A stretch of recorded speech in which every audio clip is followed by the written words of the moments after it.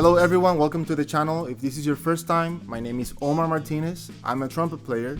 I've been playing trumpet since I was 8 years old. And this is something new that I wanted to start. This is a new series of videos called Musicians Talk Hollywood. And it's basically my reaction to scenes or movies where you see musicians playing instruments. The very first movie that I'm going to react to, it's called Mo Better Blues. And it's a movie directed by Spike Lee back in 1990. The main character is played by Denzel Washington, who is a trumpet player. We also have Wesley Snipes playing the sax player. And I have to say Denzel Washington did a really good job in this movie, learning the positions of the notes that you hear on the trumpet. I also want to mention that the trumpet that you hear in this movie was played by Terence Blanchard, who is a really great jazz trumpet player. So let's get right into it. This is one of the first scenes in the movie.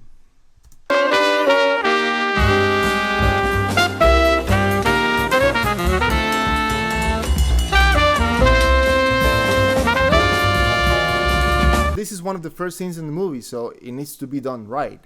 And that's exactly what he's done here. He learned all the correct positions to these notes. That's pretty accurate. The positions that he's playing are the ones that you hear. Of course, if you're a trumpet player, you'll notice that on the parts that you hear fast notes, he's playing all different kinds of fingerings, but then he lands on the correct one. Let's watch the next scene. Man, you need to get rid of him. It's your team, it's your band, you're the coach. Fire his every night, 3-hour solos, bleep us out. It's your band. Rid this guy. Go out there and play. Great.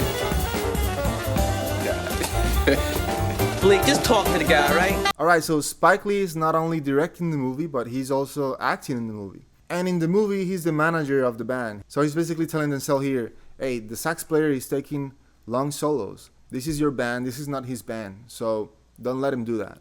And that's pretty funny because I've seen it happen. I think that's accurate on that part. Let's see what happens next.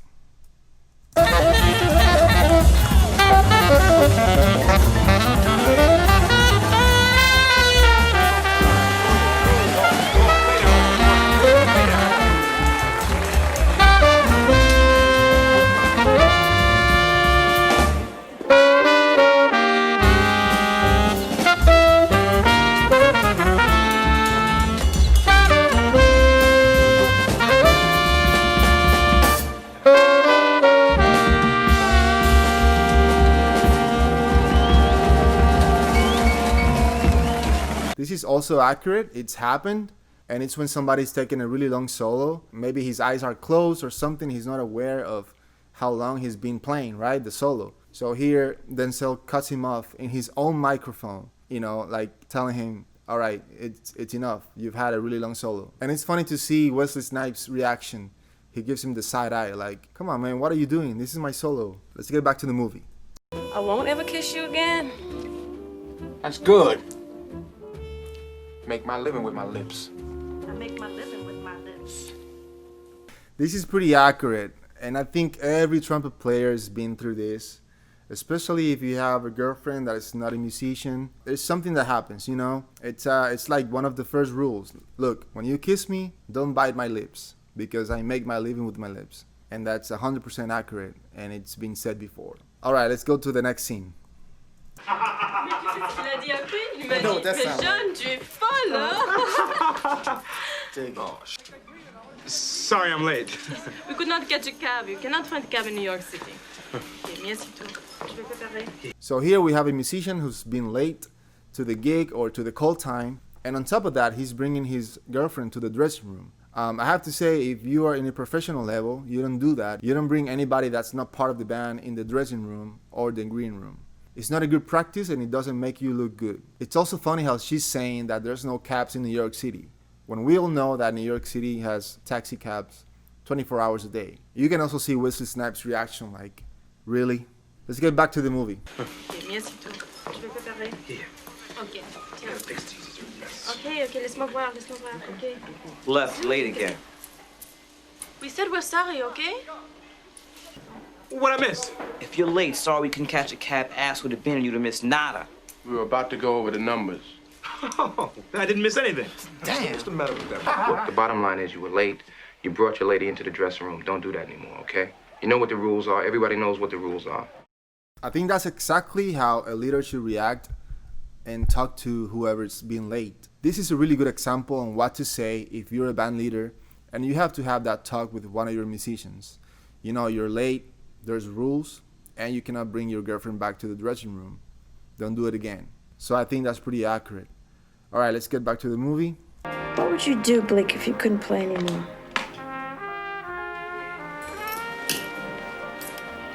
Probably roll up in the corner and die.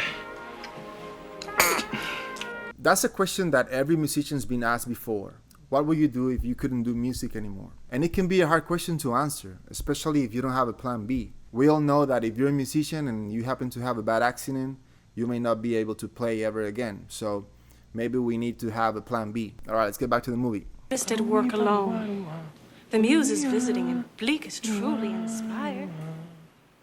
Then he will share his news, latest gift to the world. Hallelujah.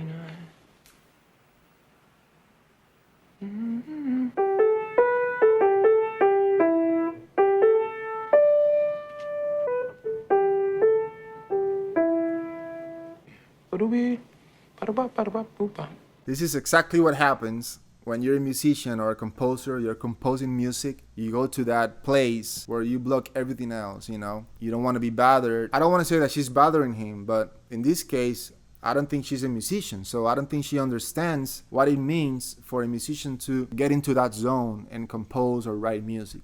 And that's something that is very true. Next scene. Now hold up. Let's talk about the money. What about the money, Shadow? What about the money? We want more. Are you the spokesperson for everyone, huh? Yeah. Even for left-handers late again? Look, the point of the matter is that we've been packing them in at the door, right? Mo, Josh, and Bleak been bringing in cash dollars. Where's our raise? You promised. It's long overdue. I'm talking to him. He's working on it. Yeah, well, maybe we need new management. So that's a really uncomfortable talk about the money. Again, it's accurate, it's happened, and it happens, and it will continue to happen. And it's really uncomfortable to have that talk, but sometimes it's necessary, especially if they're packing the place every week and the manager promised them a raise and they haven't seen any of that money. So I think it's fair for them to ask about it. And of course, the answer that they get, it's pretty much the answer that we all have gotten at some point. We are working on it. All right, let's keep watching. I'm here to talk about the great sums of money that you two are making off of my music and the very little that I see in return. What you're talking about is management. Giant, your manager, was the one who negotiated this deal. That's right. One you agreed to. And it's always been our business policy to never, ever Never. renegotiate the deal. Look, Giant is my friend, okay? We all need close friends. But this is business. I trust him, okay? Which is more than I can say for your cousin. Nobody can be trusted. No. Everyone right. steals. Everyone is crooked. Everyone. The thing is to walk out of the deal with as much of your shirt on as possible. This is also accurate. If you're a new artist, you have a new band, and you get a new gig in a new place, you just want to play, you know, you don't really think about contracts or deals or negotiations, right? And it's something to think about if you want to have a band and play gigs. These two guys are the owners of this jazz club, and they're all business, right? They're not musicians or anything, they're all business. And they said, look, we had a deal with your manager not to renegotiate ever this deal. So that's in paper. And he's saying, you know what? He's my friend. I trust him. So that's something tricky. To do business with a friend of yours, sometimes it doesn't end well. All right, let's move on.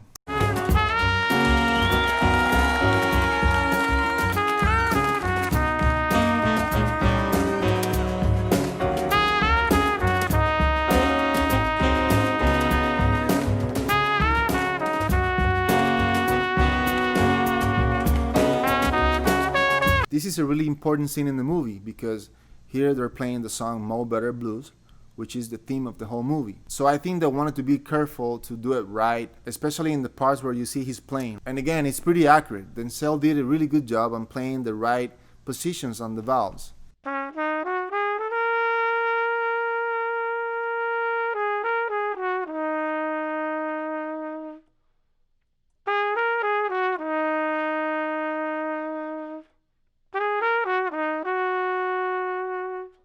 Yeah, 100% accurate, I would say. Let's keep watching. Up for tonight. All right, we're closed. Everybody go home, all right? Go home. You call the ambulance. You call the ambulance. Can we move or what? Come on, Nicky. Come on,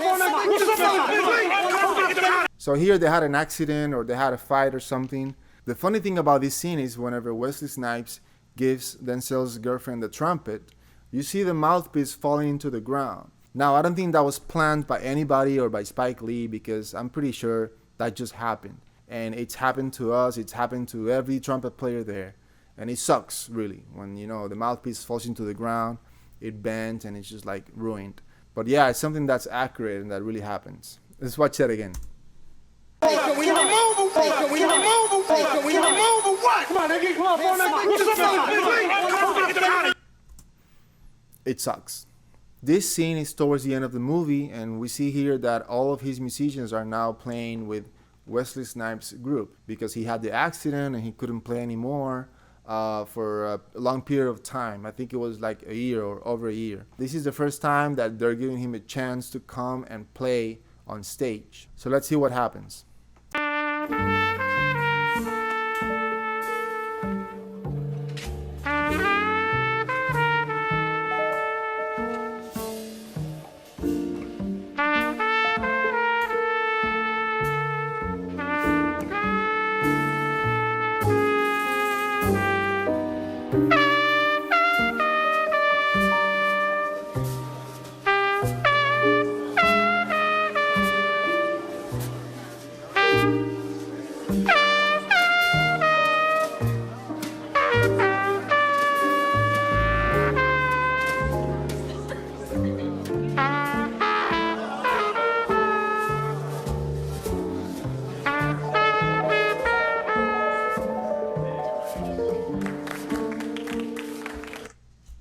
It's so painful to see that because it's accurate, you know. If you haven't played for a few days, you'll feel it, you know, and you'll notice it in your playing. So imagine not being able to play for a year or for months. You have to get back to it slowly and practice and go to the fundamentals, because the trumpet is a really hard instrument to play, you know. You have to keep up daily. So it's pretty painful to see this. And if you're not a trumpet player or a musician and you see this happen, don't think that it's because that person doesn't know music at all or whatever. It may be because that person has an injury or hasn't played for a really long time or something like that. Let's watch it again and let's watch what happens when he stops playing and Wesley Snipes takes over.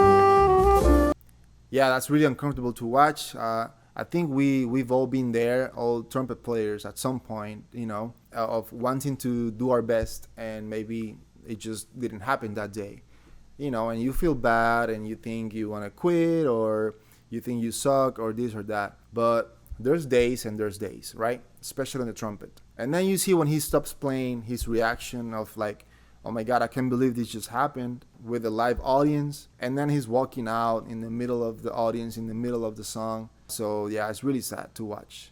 Well, those are the scenes that I wanted to cover with you on this movie, Mo Better Blues. Go watch it. It's a great movie. It's well made.